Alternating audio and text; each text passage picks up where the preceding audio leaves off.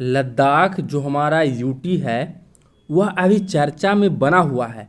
आप देख रहे होंगे कि वहाँ पिछले दिनों से हिंसा बढ़ रही है। सरकार ने एक्शन लेते हुए वहाँ कर्फ्यू वगैरह लगाया है।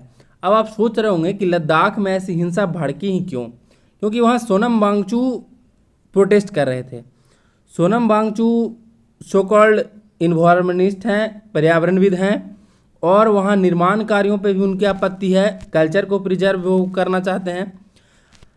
लेकिन यहाँ पे कॉन्स्टिट्यूशन पॉलिटिक्स के हिसाब से देखिए तो इस लड़ाई का मेन मुद्दा क्या है? तो उनका मांग है कि लद्दाख को 6 शेड्यूल में डाला जाए और इसको अलग राज्य बनाया जाए।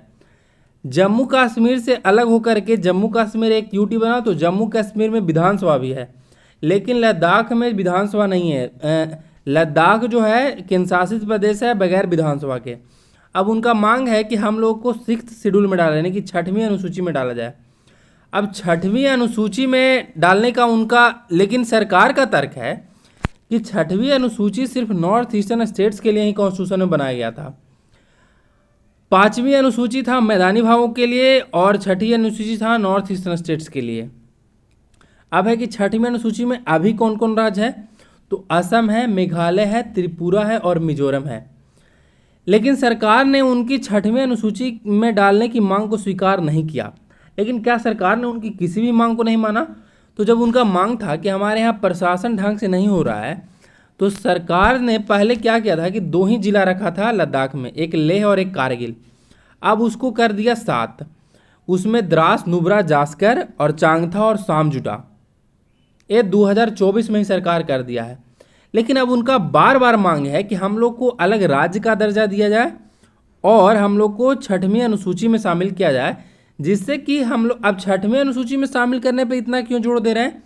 तो 6वीं अनुसूची में जो राज्य शामिल है वहाँ के स्थानीय जो जनप्रतिनिधि होते हैं उनको ज़्यादा स्वायत्ता मिलती है, और जो भी निर्माण का कार्य होता है या फिर माइनिंग वगैरह होता है उनसे पूछ कर ही किया जाता है।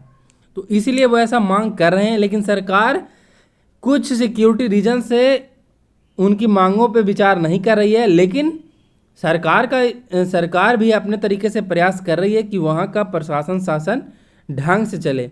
अब है कि वहाँ के लोगों को शांति व्यवस्था बरकरार रखनी चाहिए, विदेशी लोगों के प्रभाव में नहीं आना चाहिए, और भड़काऊ भाषण देने वाले लोगों को अपने आंदोलन से अलग करना चाहिए और मिलजुल करके ढंग से रहना चाहिए। धन्यवाद।